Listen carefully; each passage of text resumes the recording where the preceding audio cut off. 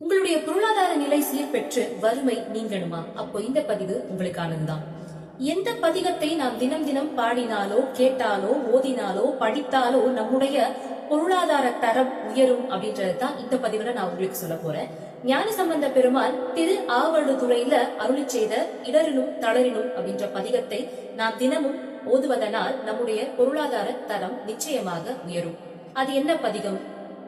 இடரினும் தளரினும் எனதொரு நோய் தொடரினும் உனகழல் தொழுதெழுவேன் கடல் தனில் அமுதோடு கலந்த நன்றே மிடரிதில் அடக்கிய வேதியனே இதுவோ எமையாளுமாறு ஈவதொன்றெமக்கில்லையே அதுவோ உனதின் அருள் ஆவடு துறை அரணே.